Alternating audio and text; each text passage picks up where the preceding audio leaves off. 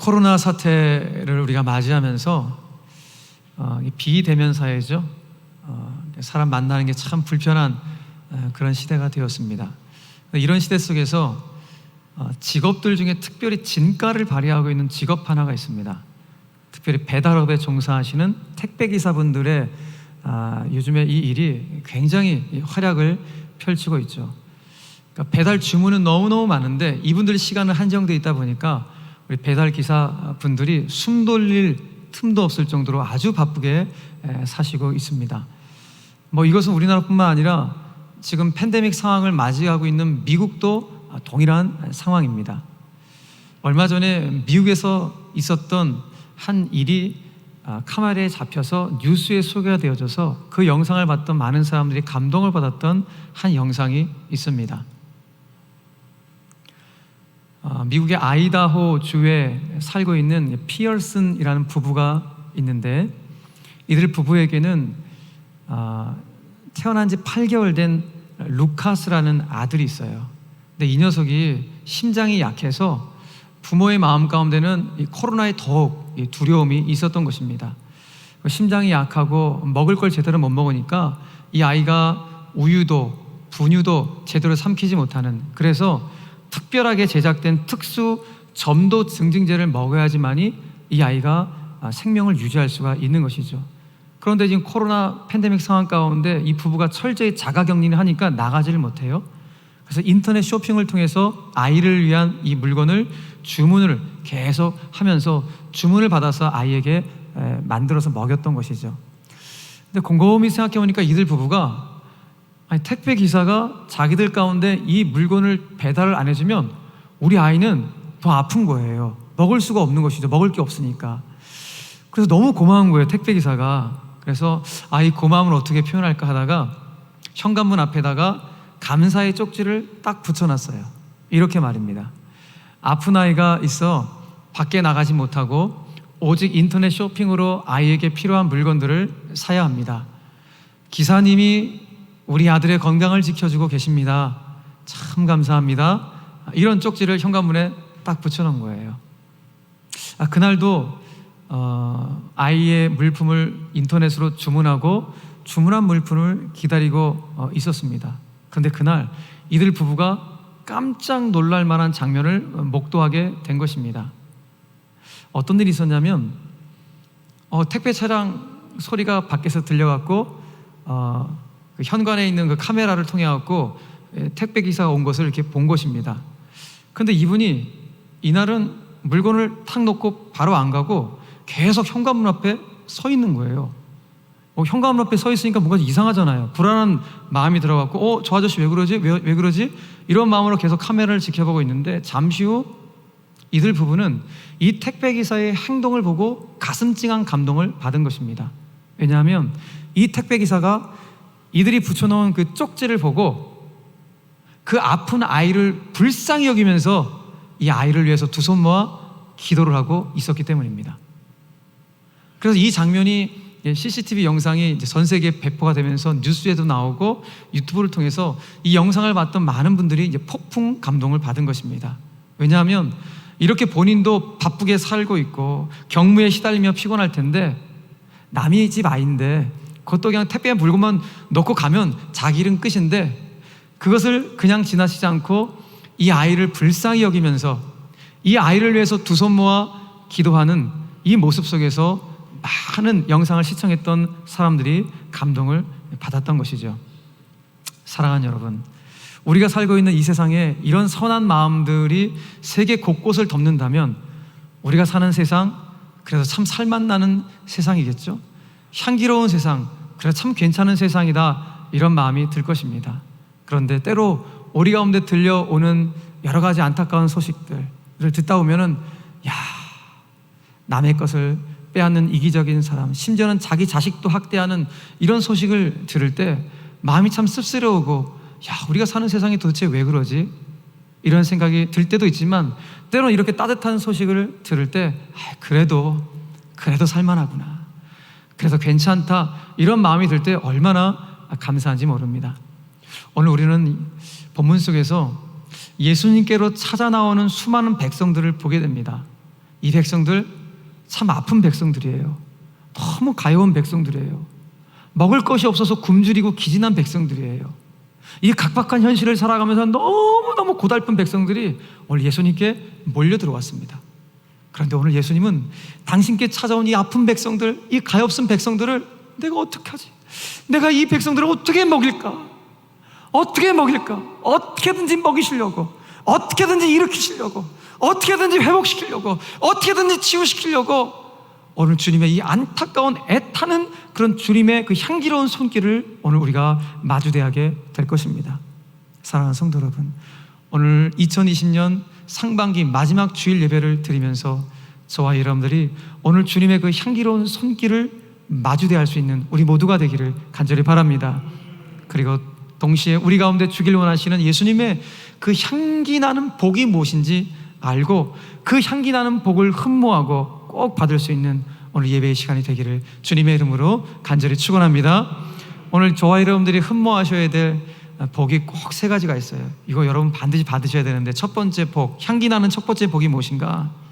예수님으로부터 저와 여러분들이 불쌍히 여김을 받는 복, 이거 꼭 받으셔야 돼요. 예수님부터 불쌍히 여김을 받는 복, 와, 상상만 해도 여러분 너무너무 귀중한 복이에요. 자, 오늘 우리가 마가복음 8장 1절부터 10절까지 읽었는데, 오늘 본문을 읽다 보니까 이거 어디서 봤는데? 이런 느낌이 드는 본문이죠. 그도 그럴 것이 2장 앞에 마가복음 6장에서 예수님께서 보리떡 5개와 물고기 2마리로 5,000명 이상을 먹이시고 12광주를 남기셨다는 오병이어의 기적 이야기가 너무 흡사한 거예요. 오늘 본문은 말 그대로 7병이어의 기적 이야기예요. 떡 7개와 물고기 2마리로 4,000명 이상을 먹이시고 7광주리를 남기셨다는 7병이어의 기적을 보여주고 있습니다. 그런데 오병이어의 기적과 7병이어의 기적은 이게 매우 흡사하지만은 이 두 가지의 기적은 아주 결정적인 차이점이 있어요. 어떤 차이점이 있는가? 예수님이 이 기적을 베푸신 장소와 대상이 서로 다르다는 거예요. 오병이어를 베푼 장소는 어딘가? 갈릴리 유대인들이 많이 사는 베세다라는 지역에서 이 기적을 베풀었어요. 그러니까 오병이어 기적은 누구한테 베푼 거예요? 유대인들 가운데 베푼 기적이에요. 반면에 오늘 우리가 읽었던 7병이어 기적은 예수님께서 갈릴리 동편 이방인들이 많이 살고 있는 데가볼리 지역에서 베푸셨던 기적이에요. 그리고 7병이어 기적은 누구한테 베푸신 거예요? 이방인들 가운데 베푸신 기적임을 알 수가 있는 것이죠.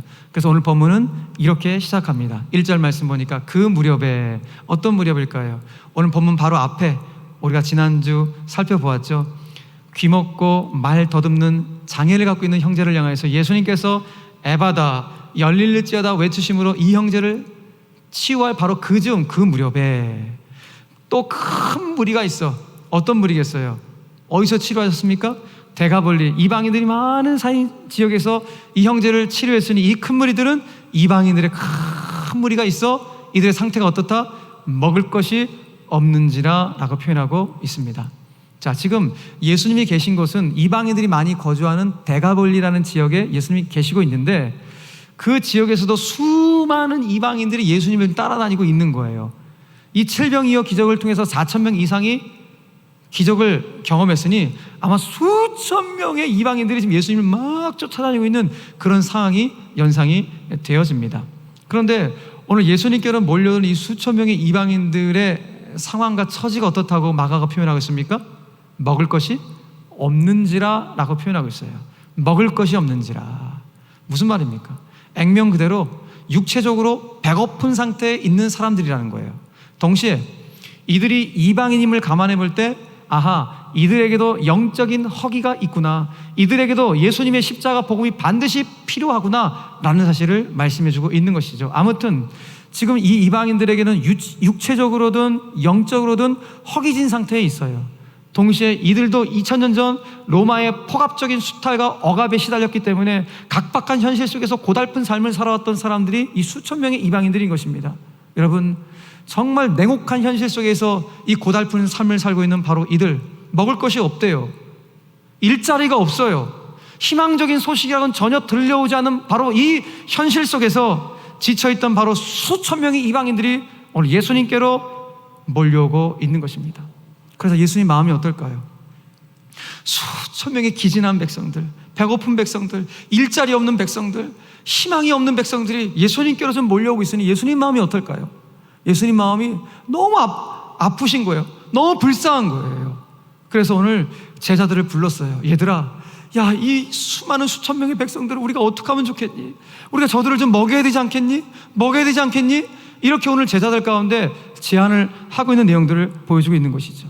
그래서 오늘 예수님께서 당신의 심경을 제자들 가운데 이렇게 밝히셨어요. 자, 2절과 3절 말씀 보니까 내가 무리를 불쌍히 여기노라. 그들이 나와 함께 있은지 이미 사흘이 지났으나 먹을 것이 없도다. 만일 내가 그들을 굶겨 집으로 보내면 저들이 길에서 기진하리라. 그 중에는 멀리서 온 사람들도 있느니라 라고 주님이 말씀하시는 거예요. 자, 예수님은 오늘 이 수천 명의 이방인 백성들을 어떻게 여기셨다고요? 불쌍히 여기셨다. 불쌍히 여기셨다. 이 불쌍히 여기셨다라는 헬라어 단어 스플랑크니조마이라는 이 단어는 창자가 끊어질 듯한 아픔을 나타내는 단어예요. 그러니까 우리식 표현을 안 된다면 단장에 비해 장이 끊어지는 그런 아픔, 그것이 불쌍히 여기셨다, 가엾게 여기신다라는 뜻이에요. 오늘 주님은 당신이 이 백성들을 보니까 너무 마음이 아픈 거예요. 그 아픔의 정도가 어느 정도인가, 당신의 창자가 끊어질 듯한 그런 아픔을 가지고 이들을 불쌍히 여기시고 가엾게 여기시고 있다는 거예요. 여러분, 이것이 예수님이 우리를 향하신 목자의 심정이라는 것입니다. 사랑하는 성도 여러분, 저는 목회를 하면서 또 지금까지 신앙생활을 해오면서 제가 개인적으로 깨닫게 되는 아주 중요한 사실이 하나 있어요. 그것은 무엇인가 하면 내가 예수님으로부터 불쌍히 여김을 받는다는 것, 이거만큼 큰 은혜, 이거만큼 큰 축복이 있을까? 없어. 정말 예수님으로부터 내가 불쌍히 여김을 받는 것, 이것이 최고의 축복이라는 사실을 깨닫고 또 깨달아요. 여러분, 예수님이 나를 불쌍히 여기신다는 건 뭘 말하는 것입니까? 예수님이 나를 위하여 일하여 주신다는 거예요. 그래서 이건 어마어마한 축복이에요. 예수님이 나를 불쌍히 여기시면서 나를 위하여 친히 일하시고 하나님의 열심으로 나를 위하여 뭔가를 일하시고 인도하신다는 이 사실을 안다면 나를 불쌍히 여기신다는 이 사실이 얼마나 큰 축복인지 모릅니다. 사랑하는 성도 여러분, 주님은 여러분들이 지난 한 주간 너무너무 고생하신 거 너무 잘 아세요. 그래서 여러분들의 기진한 상태를 너무 잘 아십니다. 오늘 예수님 그러시잖아요. 당신을 찾아온 수천 명의 몰려온 사람들 중에서도 아이고 저 친구는 멀리서 왔네, 멀리서 왔다는 사실을 정확하게 짚어낼 정도로 주님은 우리의 일거수일투족 모든 상황과 처지와 형편을 알고 계시는 전능하신 주님을 다시 한번 우리에게 말씀해주고 있다는 것입니다. 그 주님이 우리를 불쌍히 여기신 거예요. 그러니까 주님은 유대인이든 이방인이든 상관 안 해요. 일단 당신을 찾아온 사람들이라면 이 불쌍한 백성들을 내가 어떡할까, 내가 어떻게 먹일까, 이 마음이 주님 마음에 가득하신다는 거예요. 혹여라도 이 백성들이 길을 가다가 굶어서 기진해서 쓰러진다면 저거 어떡하나, 그 애타는 마음으로 오늘 우리를 붙잡기를 원하신다는 것입니다. 마찬가지로 그 애타는 마음을 가지고 주님께 찾아온, 이 아침에 찾아오는 저와 여러분들도 오늘 주님 앞에 그렇게 서게 될 때 주님 우리를 불쌍히 여기시는 그 놀라운 은혜를 여러분 우리가 받게 될 줄로 믿으시길 바랍니다. 이 비정하고도 이 냉혹한 현실 앞에서 내 백성들이, 내 자녀가 쓰러지지는 않을까, 그 애타는 마음으로 오늘 주님이 저와 여러분들을 붙잡기를 원하신다는 것입니다. 사랑하는 성도 여러분, 오늘 이 예배의 시간이 우리를 정말 불쌍히 여겨주시는 복 중의 복인 나를 불쌍히 여겨주시는 이 복을 흠모하고 받을 수 있는 이 아침 되기를 주님의 이름으로 간절히 축원합니다. 그래서 육체적으로든 영적으로든 지금 내 안에 허기지고 배고프고 필요한 모든 것들이 주 안에서 채워지는 그 능력을 경험하는 우리 모든 성도들 되시기를 주 예수 그리스도의 이름으로 간절히 축원합니다. 자, 두 번째 우리가 사모할 흠모할 복이 무엇인가? 이것도 너무 중요한 복이에요. 내가 받은 은혜를 반드시 기억해내는 복이에요. 문제는 무엇입니까? 우리가 받은 은혜가 너무 많은데 이걸 늘 망각하며 살아가는 거예요. 그런데 이 은혜를 우리가 기억하며 살아갈 수만 있다면 이 엄청난 복임을 오늘 성경을 통해서 우리는 다시 한번 확인해 볼 수가 있는 것입니다. 여러분, 오늘 예수님은 당신을 찾아온 이 불쌍한 이방인 백성들을 향하여서 제자들 가운데, 얘들아, 내가 이 백성들을 그냥 굶겨서 보낼 수가 없다. 내가 이 백성 그냥 보낼 수가 없어. 이 백성 그냥 가다가 길에서 쓰러지고 기진해서 넘어지면 어떡하니? 나 그냥 보낼 수 없다. 이들 좀 먹여 보내야 되지 않겠니? 뭔가 좀 우리가 쥐어서 좀 보내지 않겠니? 예수님 마음이에요. 저도 여러분들 예배 드릴 때 어떻게 하면 내가 우리 성도들 뭐라도 쥐어서 보낼까? 은혜를 내가 드려야 되는데, 하나님의 축복을 받고 가셔야 되는데, 이런 마음이 제 안에 있어요. 예수님도 그런 마음으로 오늘 제자들 가운데 말하는 거예요. 얘들아, 우리 이 사람들 뭐라도 좀 줘야 되지 않겠니?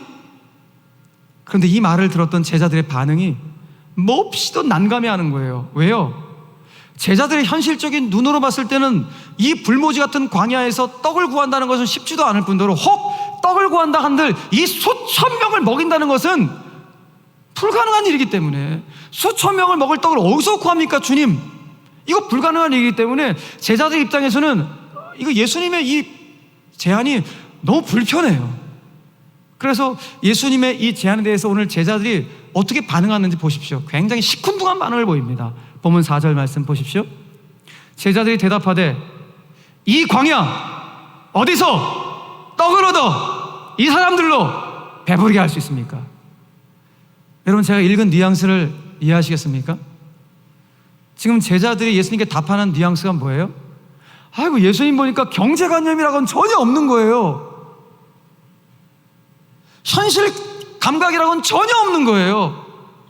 아니, 현실을 몰라도 너무 모르시는, 아니, 오지랖은 왜 이렇게 넓으세요? 참견 안 하들 일을 왜 참견하시냐고요? 그냥 집에 보내면 될 거 왜 이들 가운데 뭘 쥐어서 자꾸 보내려고 하시냐고요? 이게 지금 제자들의 마음이에요. 그래서 제자들이 예수님께 뭐라고 말하는 거예요? 주님, 도대체 이 광야 어디서 어느 누가 이 많은 사람들에게 떡을 구해서 먹일 수가 있습니까? 정신 차리세요. 현실적인 감각 좀 가지시라고요. 이것이 지금 제자들이 예수님께 보이는 반응이에요. 요즘 우리 식으로 말한다면 이 팬데믹 상황 가운데, 이 경기 침체 가운데 이게 무슨 일입니까? 이런 일을 한다는 게 말이 됩니까? 이것이 오늘 제자들의 모습이라는 것이죠. 여러분, 그런데 오늘 제자들의 반응을 보면서 저는 더 놀라운 거예요. 야, 이 친구들 어떻게 이런 반응을 보이지? 야, 너무 놀랍다. 왜 놀라우세요? 여러분, 이 제자들 얼마 전에 보리떡 5개와 물고기 2마리로 수만 명을 먹이셨던 예수님의 능력을 직접 목격했던 장본인들이 제자들이에요. 불과 얼마 전에 그 엄청난 기적을 본인들이 봐놓고도 오늘 이 부정적인 반응을 보이고 있는 제자들의 이 모습이 오히려 신기할 따름이에요. 아니, 어떻게 금세 그 은혜를 망각할 수가 있지? 아니, 인간이 망각의 존재라고 하지만은, 이건 해도 너무한, 아니, 방금 전에 봤던 그 엄청난 기적을 경험해 놓고서 그 기적의 역사를 체험하고서도 어떻게 이 순식간에 이 은혜를 잊어버릴 수가 있을까? 오늘 제자들의 반응이 너무 혼란스럽습니다. 여러분, 그런데 오늘 제자들의 반응을 묵상하다 보니까, 아이고, 이 모습이 저의 모습이더라고요. 이 모습이 어쩌면 저와 여러분들의 모습일 수 있어요. 우리가 받은 은혜가 실은 너무 많은데 그 은혜를 너무 쉽게 망각하고 당장 내 눈앞에 있는 불편함과 아쉬움과 답답함 때문에 주님께 자꾸 원망과 불편을 토설하고 있는 나의 부족함들을 볼 때, 내 신앙생활 뭔가, 내가 신앙생활 이렇게 오래 했는데 나 왜 자꾸 감사보다 자꾸 원망과 불평이 더 많지? 그러면서 나의 신앙생활에 이 한탄하는 모습을 자꾸 볼 때가 있어요. 목사인 저도 그렇더라고요. 사랑하는 성도 여러분, 어느덧 2020년 반년을 우리가 보내는 이런 시점 가운데 서 있습니다. 참 세월이 야속하죠. 너무 빨리 갑니다. 특별히 올해는 코로나19로 인한 한 번도 경험하지 못한 그야말로 미증유의 사태를 우리가 직면하면서 정말 이 반년을 어떻게 보내왔을지 모를 정도로 두려움과 걱정 속에서 우리의 소중한 일상의 삶도 급격한 변화를 맞이하게 되었습니다. 이렇게 더워도 마스크를 벗지 못하고, 반가워도 악수도 꺼려지고, 함께 식사도 하기가 불편해지는 이런 비대면 언택트 시대를 우리가 맞이하고 있습니다. 특별히 교회적으로도 지난 9주 동안 이 본당에 아무도 없이 온라인으로 예배를 드리는 그야말로 초유의 사태를 경험했고, 그 여파로 말미암아 지금도 현장 예배를 드리기가 사실 두렵고 걱정스러운 그런 상황 가운데 있고, 심지어는 우리 아이들 주일학교는 지금까지도 현장 주일 예배를 드리지 못하는 실정 가운데 있습니다. 그러니까 지금의 우리가 지금 맞닥뜨리고 있는 현실만 보면, 제가 목회자로서요, 지금 맞닥뜨리는 현실만 보면 오늘 제자들의 불평이 이해가 되더라고요. 저도 주님께 그렇게 불평하고 싶은 거예요. 주님, 언제까지 코로나 사태 지속하실 거예요? 언제 종식시킬 거예요? 주님은 온 성도들이 함께 이 자리에 모여서 영광스럽게 예배하는 거 안 받고 싶으세요? 왜 온라인으로 예배 드리는 거 주님 그렇게 받고 싶으세요?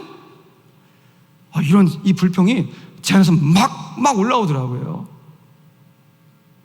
여러분들은 어떠십니까?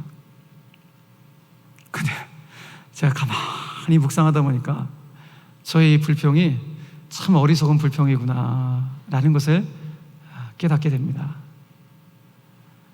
지난 6개월 기간을 돌아보니까 제 현실적으로 눈앞에는 이거 못마땅한 게 너무 많은 거예요. 주님 왜 그러시는 거예요? 왜 그러시는 거예요?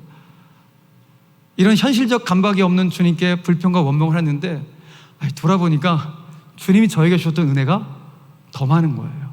형용할 수 없을 정도로 너무 많더라고요. 여러분 보십시오. 교회적으로 너무 감사했던 것은 보니까 이런 팬데믹 상황 속에서도 그 온라인 예배를 드릴 때 우리 성도들이 흐트러짐 없이 예배자로 설 수 있다는 것이 너무 큰 은혜였어요. 근데 진짜 은혜는 뭐였냐면, 예배가 이렇게 소중한지를 알게 되었다는 거예요. 그렇구나. 내가 예배를 못 드리면 난 살아갈 수 없는 존재였구나.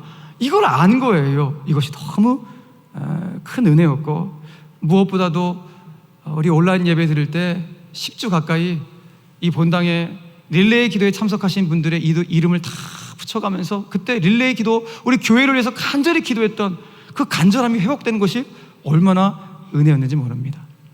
사역적으로는 코로나 사태 초기에 여기 아무도 없었잖아요. 우리 교회만 아무도 없었겠습니까? 한국교회 전체가 다 그런 상태였고, 특별히 우리 개척교회 목사님들 너무 큰 충격을 받은 거예요. 그때 우리 교회 성도님들이 십시일반 헌금을 모아서 우리 개척교회 하실 목사님들의 그 월세를 우리가 내어드리자. 수십 개 교회에 우리 개척교회 우리가 사랑의 월세 지원했던 것이 돌아보니까 너무 은혜인 거예요. 너무 은혜인 거예요. 또 부활절 헌금을 가지고 전통시장의 경제가 어려운 이 상인들을 격려하면서 공감 소비 운동했던 게 은혜고, 우리가 구입한 물건을 가지고 주변에 가난한 이웃들에게 사랑의 섬김과 나눔을 했던 것이 너무 큰 은혜였고, 무엇보다도 이 코로나 사태를 직면하면서 그래 다시 본질로 돌아가야 돼, 수원제일교회 다시 본질로 돌아가야 돼, 그런 영감을 주셔서 그래 우리 교회 말씀 공동체 만들어야지. 그래서 말씀을 쓰고 말씀을 읽고 말씀을 암송하고 말씀을 연구하고 말씀을 묵상하는, 말씀에 집중하는 교회를 만드는 걸 보니까 너무 큰 은혜가 되는 거예요. 마음으로 떠나는 마음 단기 선교를 통해서라도 선교하는 교회의 영적인 정체성과 위상을 그래도 유지할 수 있다는 것을 돌이켜보니까 이것 또한 또 은혜인 거예요. 뭐니 해도 최고의 은혜는 우리 성도들이, 우리 주일학교 아이들의 환경, 예배 환경이 너무 열악하다는 사실을 함께 마음 모아 이제 깨닫게 돼서 우리 아이들을 위해서 뭔가 좀 작품을 만들어야겠다, 우리 아이들의 환경을 좀 개선해 주겠다는 이런 공사를 우리가 시작할 수 있다는 것이 얼마나 큰 은혜인지 돌아보니까 은혜 중에 은혜입니다. 여러분, 우리가 코로나가 아니었으면 우리 아이들 예배 환경 바꾸자고 이런 의견 나왔겠습니까? 그냥 지하에다가 놔뒀겠죠. 그런데 이 코로나를 맞이하고 나니까 오히려 이거 우리 아이들 어떡하지? 우리 아이들 어떡하지? 이런 간절한 마음, 이 아비의 마음, 어미의 마음들이 생기면서 아이들을 위한 이런 귀한 은혜의 시작을 우리가 출발할 수 있는 것이 얼마나 감사한지 모릅니다. 여러분 보십시오. 교회적으로만 보아도 제 아무리 코로나19라 할지라도 원망과 불평보다 은혜가 더 많았음을 확인하게 됩니다. 하물며 여러분 개인적으로, 여러분 가정적으로도 돌아보면 물론 그 6개월이 너무 힘겹고 어려웠던 것은 사실이지만 그럼에도 불구하고 하나님 나에게 주셨던 그 은혜가, 받은 은혜가 더 많았음을 여러분 고백하시게 될 것입니다. 그래서 시편 기자가 오늘 저와 여러분 가운데 이런 권면을 하고 있어요. 시편 103편 2절 말씀 보니까 함께 읽겠습니다. 시작. 내 영혼아 여호와를 송축하며 그의 모든 은택을 잊지 말지어다. 할렐루야. 모든 은택을 잊지 말지어다. 여러분, 진짜 잊지 맙시다. 무엇을 잊지 말아야 돼요? 내가 주님으로부터 받은 은혜를 잊지 않는 한 내 안에 아쉬움과 답답함과 불편한 그 모든 것들은 내가 받은 은혜가 그것들을 압도하고 있다는 사실을 여러분 믿으시길 바랍니다. 예, 내가 받은 은혜가 모든 것을 다 압도해버리는 거예요. 그러므로 우리가 그 사실을 잊지 않는 한 주님은 우리에게 새 차원의 은혜를 계속해서 부어주시는 것입니다. 시편 기자가 말하잖아요. 은택을 잊지 않으면 그 다음 어떤 축복인가? 5절 말씀 같이 한번 읽겠습니다. 시작. 좋은 것으로 내 소원을 만족하게 하사 내 청춘을 독수리같이 새롭게 하시는도다. 할렐루야. 그 은택을 잊지 않으면 새 차원의 은혜, 독수리처럼 비상하는 놀라운 은혜를 다시 한번 우리에게 부어주겠다고 주께서 약속해주고 있는 것입니다. 사랑하는 성도 여러분, 바라긴 오늘 이 예배의 시간이 지난 반년 동안 주신 은혜를 우리가 기억하고 감사하는 시간이 되기를 바라고, 무엇보다도 앞으로 주실 이 새 차원의 은혜를 여러분들이 기대하시면서 새롭게 시작하는 하반기를 믿음의 경주를 출발하기 위해서 잘 준비할 수 있는 오늘 이 예배가 되기를 주 예수 그리스도 이름으로 간절히 축원합니다. 자, 마지막 세 번째, 우리가 사모하고 흠모해야 될 향기나는 복이 무엇인가? 나눔의 복이에요. 그것도 편견 없는 나눔의 복을 여러분들이 꼭 흠모하셔야 됩니다.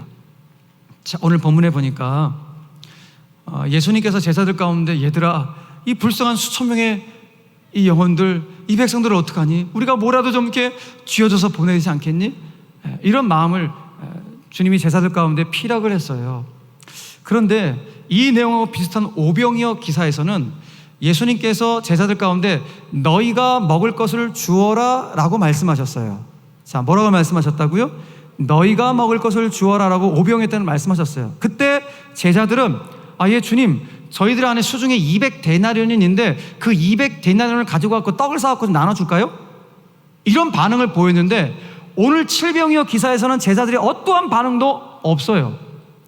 자, 보세요. 오병이어 때는 제자들이 자기들의 수중에 있는 것을 그래도 좀 갖고 나누어 줄까요? 이런 마음이라도 갖고 있었어요. 근데 칠병이어에서는 제자들은 아예 그런 마음조차 없어요. 왜 그럴까요? 그래서 오늘 그 먹여줄 대상이 제자들, 유대인들인 제자들과 경원시되는, 유대인들인 자신들이 그렇게 개취급하고 경원시 여기는 그들이 이방인들이기 때문이에요. 오병이어 때는 자기들과 같은 동족 유대인들이니까 그래도 자기 안에 있는 모든 것이라 좀 꺼내갖고 불쌍하니까 도와주고 싶은 마음이 있는데, 이방인들 가운데는 도와주고 싶은 마음이 전혀 없는 거예요. 뭘 말합니까?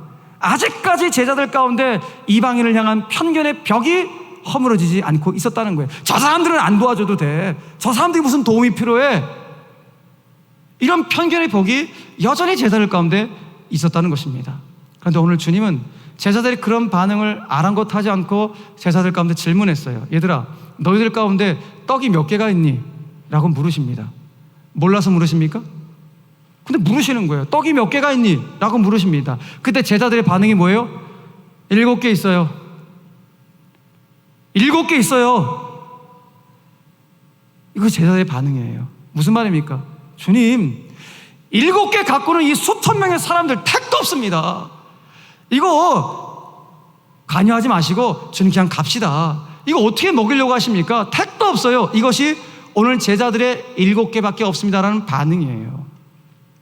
여러분, 그러면 예수님 오병이어 때처럼 그냥 당신의 능력으로, 이때도 수천 명 당신의 능력으로 먹이시면 되잖아요.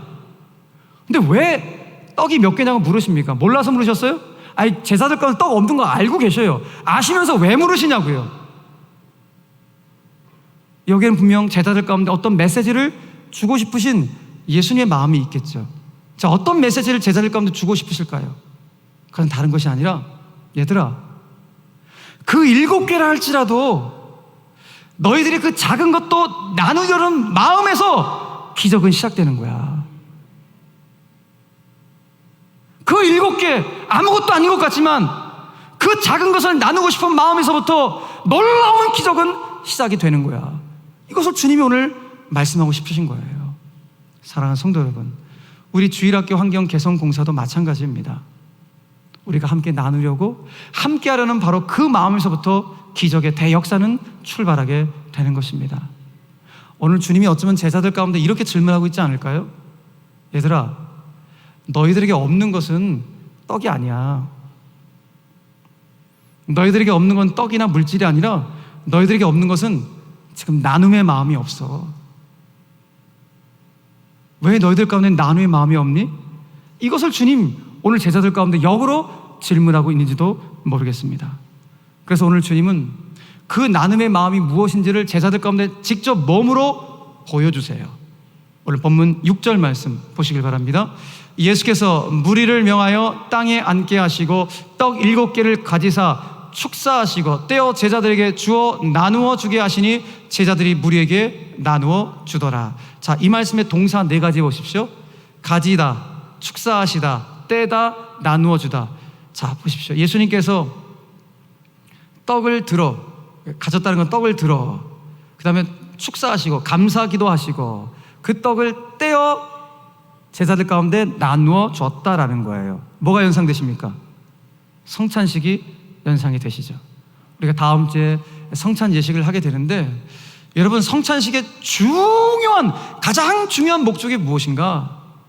떼다라는 단어는 예수님이 몸을 으깨다 하신 거예요. 그러니까 성찬식의 중요한 목적은 예수님이 나를 위해 당신의 몸을 으깨어 주셨다는 사실을 한순간도 잊지 않겠습니다. 이 고백을 하는 것이 성찬식의 가장 중요한 목적이에요. 그러니까 다음 주에 여러분 성찬식을 대하실 때, 주님, 나를 위하여 찢기시고 나를 위하여 으깨어 주신 당신의 몸을 내가 받습니다. 나를 위하여 흘리신 당신의 피를 내가 받습니다. 그 은혜 내가 잊지 않고 살겠습니다. 이것이 성찬식의 가장 중요한 목적 중에 하나입니다. 자, 동시에 성찬식에 정말 중요한 정신이 있어요. 우린 성찬식을 대하면서 어떠한 정신을 회복해야 되는가? 오늘 예수님처럼 우리 주변에 있는 육체적으로든 영적으로든 허기진 백성들 가운데 내가 가지고 있는 것들을 떼어 나누어 주겠다는 이 마음을 도전받는 것이 성찬식의 중요한 정신인 거예요. 나에게 있는 것이 무엇입니까? 주님이 나에게 무엇을 주셨습니까? 구원의 기쁨 주셨잖아요. 이 구원의 기쁨을 세상 가운데 떼어 나누어 주고 싶은 바로 그 마음. 주님 나에게 은사를 주셨는데 그 은사를 떼어 나누고 싶은 그 마음. 주님 나에게 시간도 주셨는데 그 시간도 떼어 나누고 싶은 바로 그 마음. 물질도 주셨는데 그 물질도 떼어 나누고 싶은 바로 그 마음. 그 마음을 회복하는 것이 성찬을 통해서 우리가 회복해야 될 마음이라는 것입니다. 사랑하는 여러분, 중요한 것은 그 나눔의 대상이 이방인이어도 괜찮다는 것입니다. 그런데 오늘 제자들은 편견의 벽으로 말미암아 이방인들에게는 떡 주기를 불편해합니다. 저 사람들은 나눔의 대상이 아니야. 그런데 오늘 예수님은 이방인이든 유대인이든 어느 민족이든 상관없이 당신의 으깨신 그 몸을 우리 모두에게 주기를 원하신다는 것입니다. 예수님의 살과 피에서 제외되는 인생은 없기 때문에, 예수님은 모든 백성들이 구원받기를 원하시기 때문에, 오늘 우리가 예수님의 제자라면 우리들도 오늘 예수님께서 펼쳐놓으신 그 나눔의 손길을 우리가 회복해야 됨을 예수님께서 말씀해주고 있는 것입니다. 사랑하는 성도 여러분, 이것은 우리에게 뭔가 있고 없고의 문제가 아닙니다. 비록 우리의 삶에 7개만 있을지라도 바로 그 나눔의 마음으로 기적은 시작됨을 오늘 다시 한번 성경을 통해서 확인해 보게 되는 것입니다. 사랑하는 성도 여러분, 신앙의 여정 가운데 정말 중요한 깨달음 중에 또 하나의 깨달음은 무엇인가 하면은, 받는 것보다 나누는 것이 복이 있다라는 사실입니다. 이건 진리예요. 예수님 말씀하셨으니 받는 것보다 주는 것이 복이 있다는 예수님의 말씀은 진리입니다. 근데 또 하나 깨닫는 것이 있습니다. 오늘 성경에 보니까 예수님께서 나누어 주시니 7병이에서는 7광주리가 남았고 5병이에서는 12광주리가 남았습니다. 나누니 남았습니다. 이게 놀라운 진리예요. 나누면 남습니다. 여러분, 이 진리, 이걸 우리가 정말로 체험해야 돼요. 우리는 너무 경제적인 이 합리적인 시대를 살다 보니까 내 합리적인 이성으로는 나누면 남는다? 이게 도저히 납득이 안 되는 거예요. 그런데 여러분, 나누면 남는다는 것은 예수님 안에서 팩트예요. 진짜라고요. 저는 오늘 정말 바라기는 저와 여러분들이 나누면 남는다는 이 진리를 몸으로 삶으로 직접 증명해 보일 수 있는 축복의 산 증인들이 되시기를 주님의 이름으로 간절히 축원합니다. 너무 큰 축복이죠. 사랑하는 성도 여러분, 오늘 주님은 저와 여러분들이 흠모해야 될 세 가지 복을 말씀해 주셨습니다. 예수님으로부터 불쌍히 여기는 복을 꼭 받아야 된다. 그리고 내가 받은 은혜가 너무 많은데 그 은혜에 망각하지 않고 기억하는 복을 받아야 된다. 그리고 편견 없이 내 안에 있는 것들을 함께 나눌 수 있는, 나누면 나눈다는 이 복을 증명할 수 있는 축복의 산 증인으로 살아야 된다, 이 말씀을 주셨는데, 오늘 이 복을 주길 원하시는 주님과 하반기도 여러분 동행하심으로 말미암아 여러분 삶의 자리에서 시대 앞에 정말 축복의 통로로 멋있고도 아름답게 쓰임받는 우리 제1의 모든 영가족들 다 되시기를 주 예수 그리스도의 이름으로 간절히 축원합니다. 아멘. 우리 오늘 말씀을 기억하시면서 우리 세 가지 합심 기도 제목을 또박또박 우리 주님께 올려드리겠습니다. 첫 번째 기도의 제목입니다. 시작. 복 중에 복인 예수님의 불쌍히 여김을 받는 복을 흠모할 때 육체적으로든 영적으로든 부족함을 채우시는 은혜를 경험하게 하옵소서. 아멘. 두 번째 기도 좀 올려드립니다. 시작. 코로나 팬데믹 상황 속에서도 받은 은혜가 많았음을 기억할 때 하반기 더 좋은 것으로 만족해 하실 주님의 축복을 기대하게 하옵소서. 아멘. 세 번째 시작. 주 안에서 받는 것보다 나누는 것이 더 복된 일임을 깨달을 때 나누면 남는다는 진리를 증명해 보이는 축복의 산 증인들이 되게 하옵소서. 아멘. 할렐루야. 여러분, 주님이 나를 멋지게 사용하기를 원하신다는, 축복의 산 증인으로 나를 사용하기 원하신다는 이 사실 하나만으로 흥분되지 않습니까? 이 거룩한 흥분이 되어져야 돼요. 이 짧은 인생, 한 번뿐인 인생, 내가 주 앞에 축복의 산 증인으로 쓰임받을 수 있다는 거, 이거만큼 큰 축복이 어디 있겠습니까? 여러분 보여주십시오. 나누면 남는다는 것을, 받는 것보다 주고 나누는 것이 더 진짜 복된 인생임을 여러분 삶을 통해서 여러분 꼭 증명해 주십시오. 그래서 우리의 삶의 자리에서 예수 믿는 사람들의 향기는 저런 거구나, 각박한 이 시대 가운데 그래도 예수 믿는 사람들이 있어서 참 행복하고 살만하다. 여러분, 이런 세상 우리가 만들어야 되지 않겠습니까?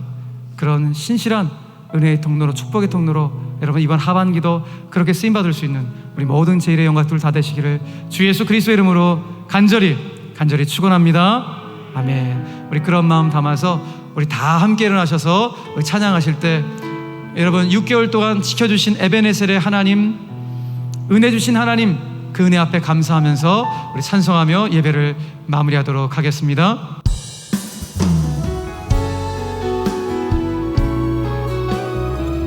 내가 지금까지 지내온 것은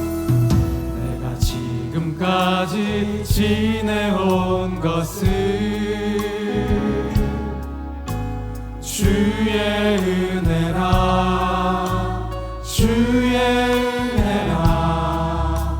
지금까지 지내온 것은 내가 지금까지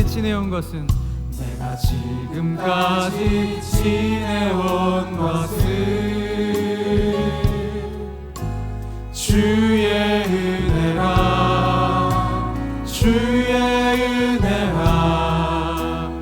지금까지 지내온 것은 주의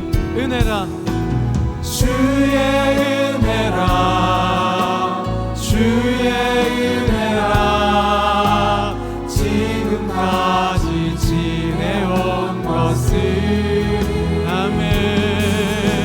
주의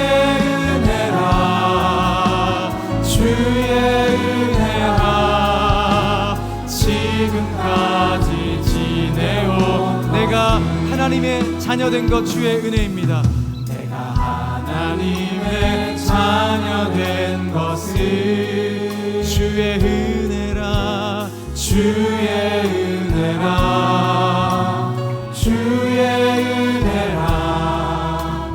하나님의 자녀된 것은 내가 이 자리에 서 있는 것 자리에 서 있는 것은 주의 은혜라 주의 은혜라 주의 은혜라 이 자리에 서 있는 것 주님의 은혜입니다. 주의 은혜라 주의 은혜라 이 자리에 서 있는 것은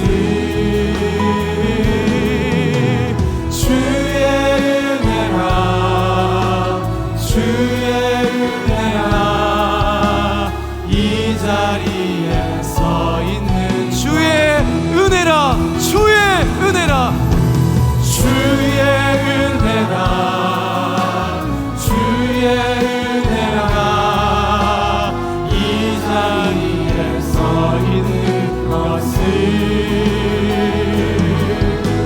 주의 은혜라 주의 은혜라 이 자리에 서 있는 그 은혜 내 맘에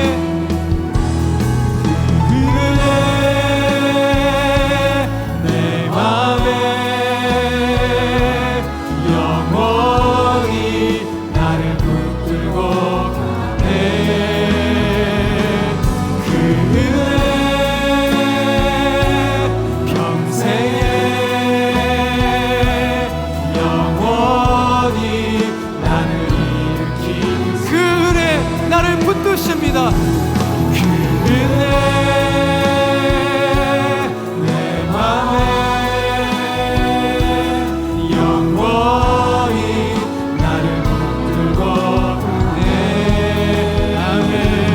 그 은혜 평생에